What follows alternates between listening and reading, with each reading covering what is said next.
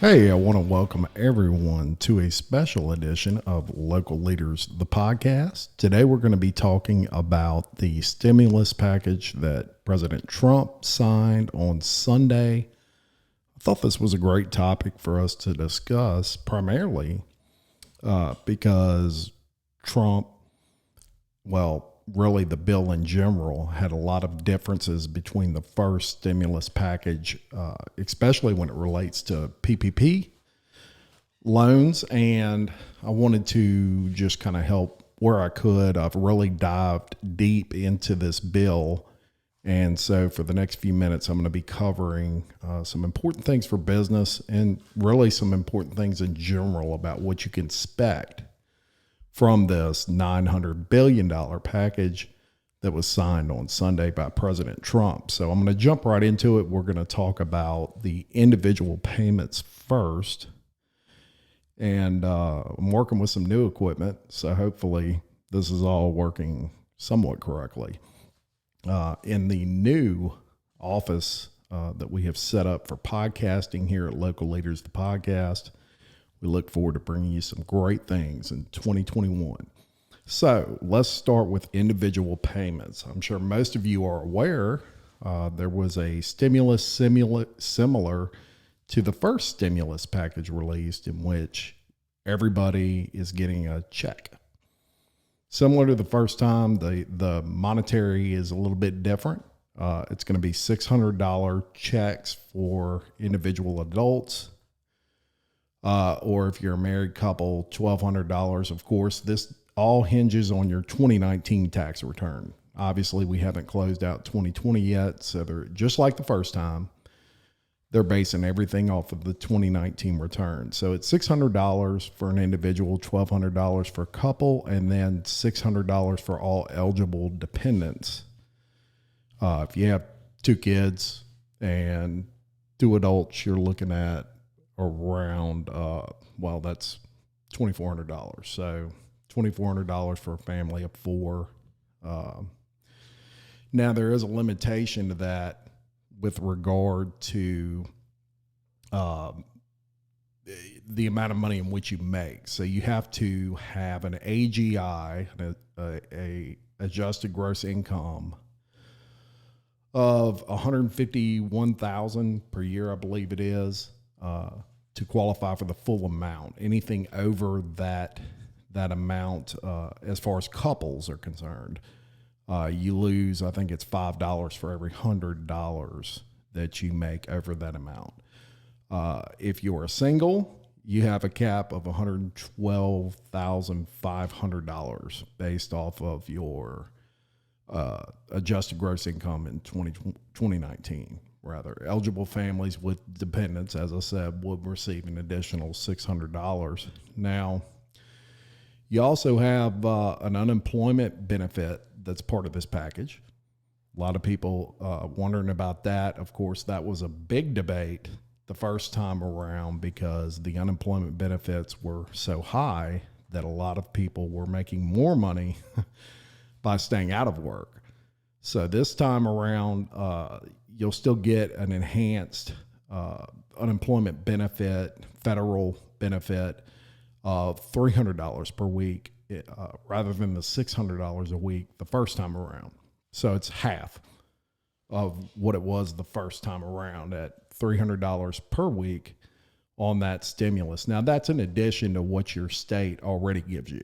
So if you get, $200 a week typically, you'll get $200 still from the state, and then you'll get an additional $300 from the federal government.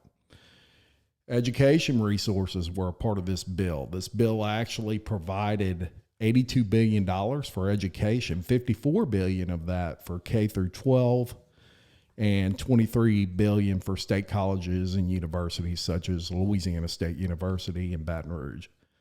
And then $54 billion for the K through 12 schools. They're going to use this. A lot of them are under financial strain right now, and hopefully that will help those schools. Now they're giving some funding for broadband infrastructure. This is something I actually was happy to see. The issue the first time around with regard to the stay-at-home order was people were their kids were having to stay at home, and they either had no broadband or they had very limited broadband. So they couldn't access the internet at a high speed. It was causing problems with them actually being able to attend school and get even that type of education online because they couldn't stay on the internet. They were getting kicked off, or the internet was very slow. So the legislation includes $7 billion for expanding access to high-speed internet connections, and half of that will go towards helping low-income families cover the cost of internet bills. They're going to basically give them $50 a month, up to $50 per month, to apply towards the internet aspect of their bill. The deal also set aside $300 million for building out infrastructure in underserved rural areas. If you live in the sticks or the boondocks somewhere and you don't get very good internet, this deal set aside $300 million for, I guess, additional cell phone towers, things like that, where in building out infrastructure, maybe they're going to run some fiber, something like that, so that you can get broadband in your area. That was a big complaint first time around. Targeted aid for small business. So, and this is what I really want to get into. The agreement set aside $285 million for additional loans to small business under the Paycheck Protection Program, or as all of us know it, the PPP. Essentially renewing the program created under the original stimulus legislation. Now, there's a lot of differences between this one and the first one, which I kind of expected because we saw some problems with the first go round. For example, first go round, they had a $10 million cap on PPP loans. They have lowered that to $2 million. This, their thinking is, I believe, in the legislature, that if you loan only $2 million versus $10 million, you're going to have more money to go around, even though the stimulus is a little bit smaller than the first time around. So that's the reason for the cap. Now, here's another change. They're only making this available to bars with less than 300 employees. And not only that, you have to be a private company. If you are a publicly traded company, you will not be eligible to take the second PPP loan.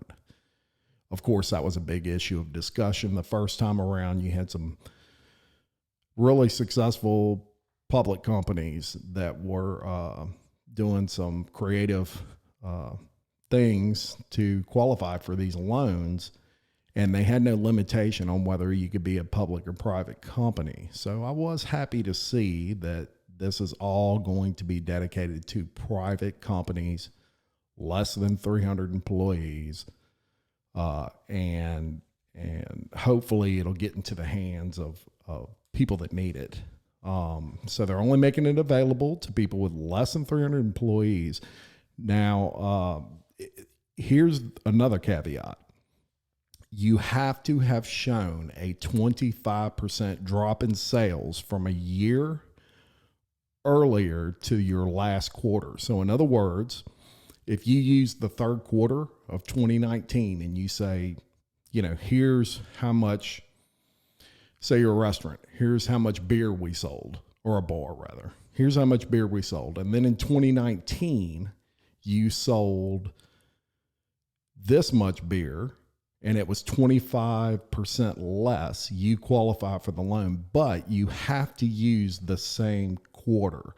You can't compare a summer quarter to a winter quarter. So say the second quarter to the fourth quarter in 2019 versus 2020. It has to be from the previous year's same quarter, and it has to be at least a 25% drop. So that you have to show paperwork of that, and in order to even apply for the loan. So if you're a company, let's say you're private, let's say you have 200 employees and not 300, but let's say you made a profit, you've been turning profits, or your losses are only 20%.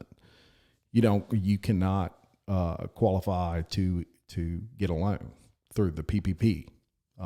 So keep that in mind. Now, the agreement also set aside $12 billion specifically for minority-owned business. And as I said earlier, publicly traded companies will be ineligible to apply this time around. This bill also had some funding for vaccines in nursing homes. So the legislation set aside nearly $70 billion for a range of public health measures. They include $20 billion for the purchase of vaccines, $8 billion for vaccine distribution, and $20 billion to help states continue their test and trace programs. They gave child care some help. So the bill also provided $10 billion for the child care industry. And they want to use those funds to help providers that are struggling with reduced enrollment. Obviously, with the stay-at-home order, a lot of people were just keeping their kids at home, watching their kids there. And honestly, daycares and things like that were not even open during that time. But this $10 billion will go towards paying staff, things like that at child care facilities. And they're also supposed to allocate some of these funds to help families that are struggling to make payments for child care. So I'm sure you can get more information online on that. Sounds like a good thing. Support for climate measures. Kind of, I'm not against wind, solar, clean energy, all that sort of stuff. Just found it kind of strange that it was in a stimulus bill. But it's there, and it allocates $35 billion with a B, $35 billion to fund wind, solar, and other clean energy projects.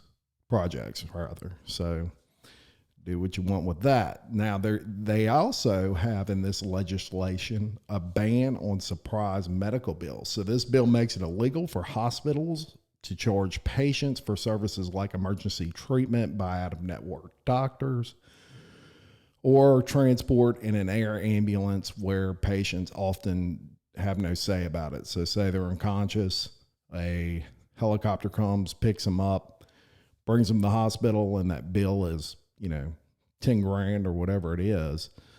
That's deemed illegal now.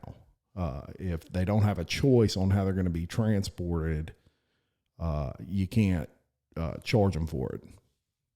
Hopefully that doesn't cause a situation where, they don't call a helicopter out when you really need it just because they're worried that they're going to get paid or whether they're going to get paid. But anyway, that's in the bill. Rental protections. This is something that's had a lot of debate lately. They basically have in this bill an extension on the moratorium on evictions for another month. So it's going to run through January 31st. I wonder on that side of the bill, you got to feel for these landlords too, because if they're not getting paid their rent, how are they supposed to survive? So that's a question. That's a very sensitive subject, but it is what it is. And right now in that bill that was signed by Trump on Sunday evening, President Trump, the rent moratorium on evictions, they have extended until January 31st or through January 31st. Food security. This was something I found that was a good part of this bill. So the agreement increases SNAP, which is the Supplemental Nutrition Assistance Program. They're increasing that by 15% beginning on January 1st. So there's a 15% increase, and that's going to last 6 months. So that will put it through the end of June. It also provides $13 billion for increased nutrition assistance, $400 million of which will support food banks and food pantries. This is the part that I agree with, and I think it's a good thing. So $13 billion for food banks and food pantries. $400 million of the $13 billion will support those. And they're also doing an additional $175 million earmarked for nutrition programs under the Older Americans Act. Meal on Wheels, basically. And I think that's a great thing. They're going to give an additional $175 million, and they're going to earmark it just for programs such as Meals on Wheels. $267 billion, as I discussed, is allocated for those PPP loans. And then I want to talk kind of directly about that, since that is the business part of this bill. So $25 billion is reserved for businesses with 10 employees or less. First time around, a lot of companies that were 4, 5, 8 man operations felt very left out. As a matter of fact, they did get left out in a lot of cases because a lot of the money was already given to larger companies. So they're taking $25 billion, and to try to rectify that, they're saying we're earmarking this only for businesses with 10 or fewer employees, obviously private companies. Now, eligible businesses that got a PPP loan the first time around can still apply for a second round of PPP. And here's the key. To apply for the loan, the business must have less than 300 employees and have experienced a 25% decline in gross receipts in any quarter in 2020 compared to the same quarter in 2019. We discussed this earlier, but I'll cover it again. If you had in the third quarter of 2020 a 25% loss, and in the third quarter of 2019 that's what you were comparing it to. So you lost, you had a 25, you were down 25% in 2020 versus 2019. In that same third quarter, you qualify. But you have to compare that to the same quarter. So keep that in mind. Loans cannot exceed $2 million, and all loans to all borrowers from both the first and second round cannot exceed $10 million. So if you borrowed $9 million the first time around, you can't borrow another $2 million. You can only borrow $1 million.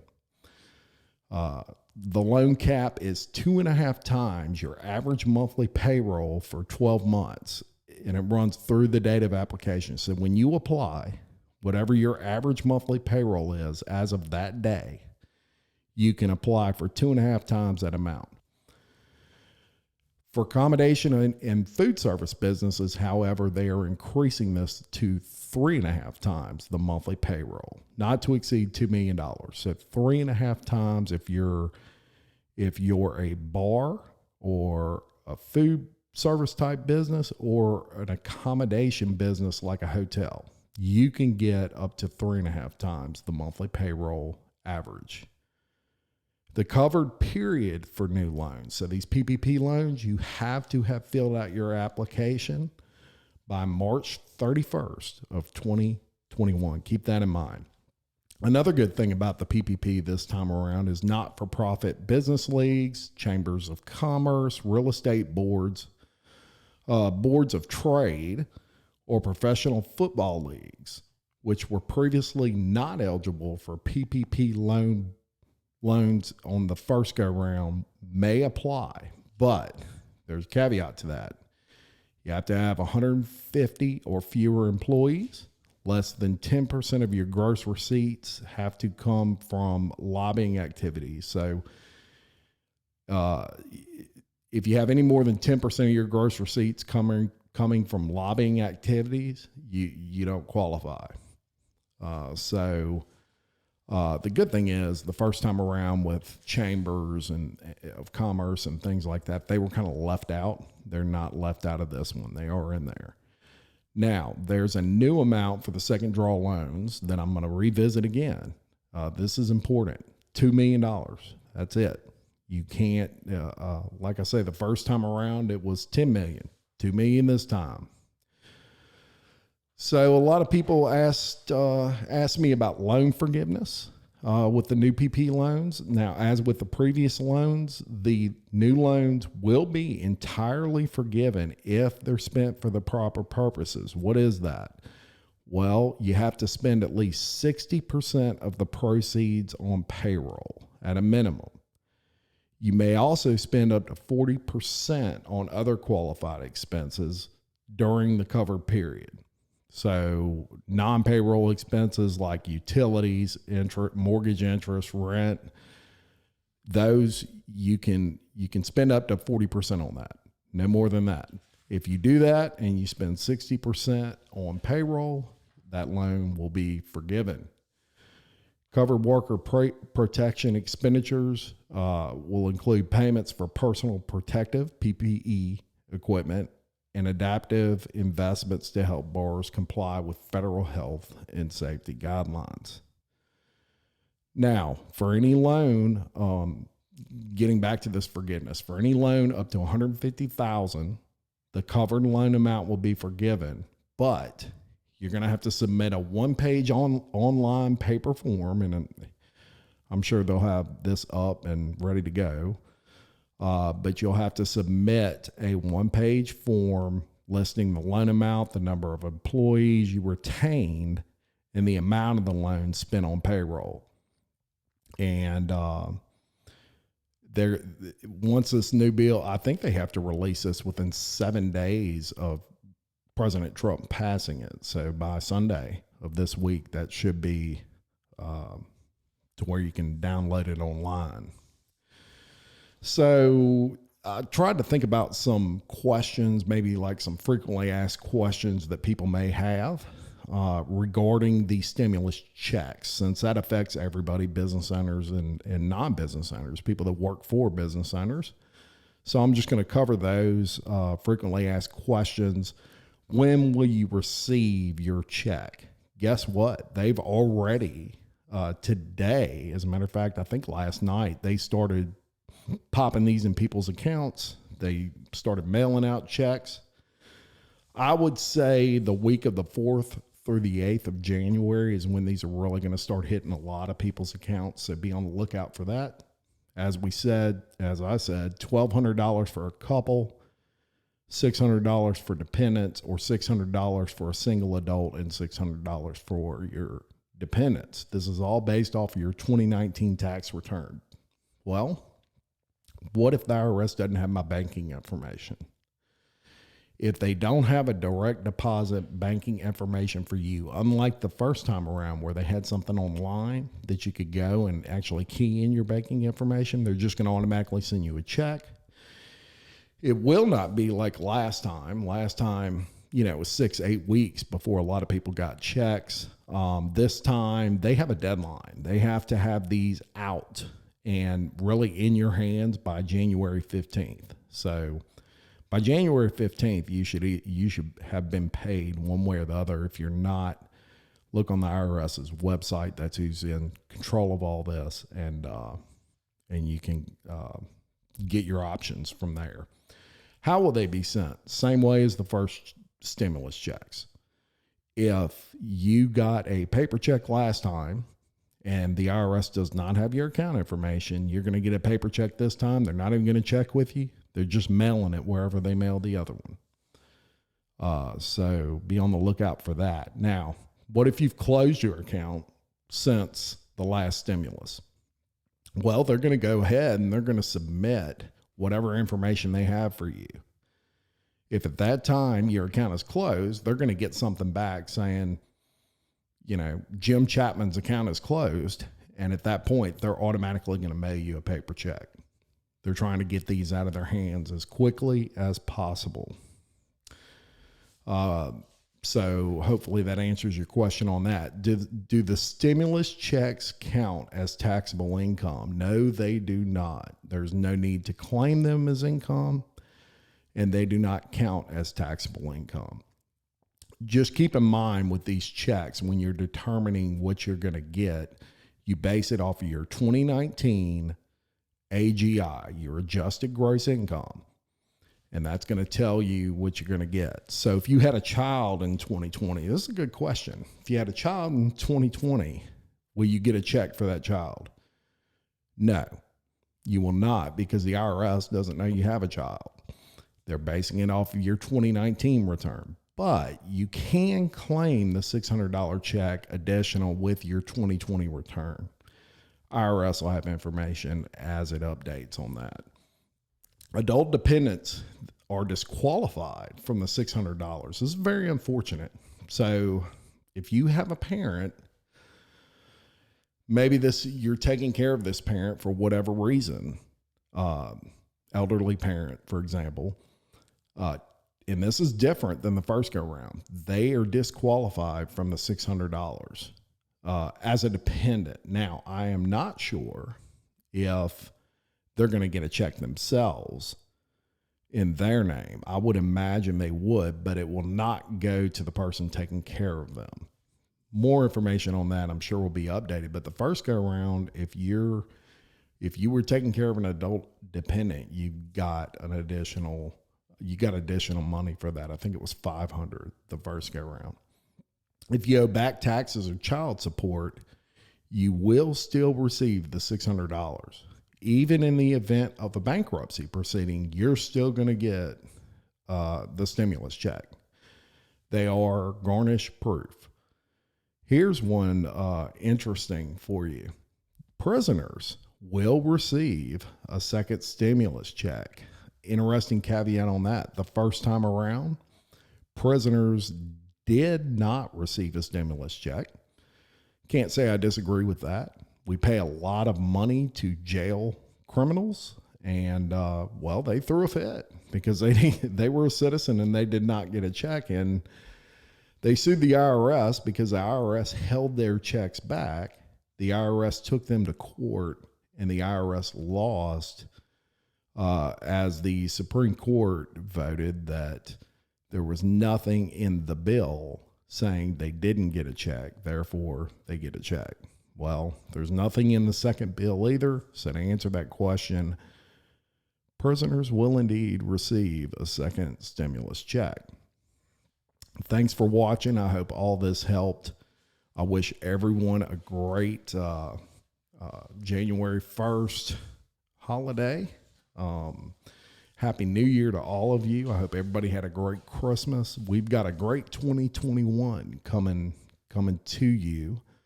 Tommy Sigmund will be my next upload. He's already been the guest, but I held him back a little bit because his story is so important. I wanted to make sure that people weren't, partying hard for New Year's Eve and New Year's Day and didn't have time to catch his podcast, which would typically be uploaded on Friday. So being that that's New Year's Day, we're going to hold that off until Monday, but look for that. He wrote a book called The Greatest Advantage. He is a child of the foster system. He's 17 now, but he wrote this book when he was 15. Just an amazing individual. Going to have him on the show Monday, and recommend that you check that out. So thanks again for watching. We'll see you right after the holidays. Have a great holiday. See you next time.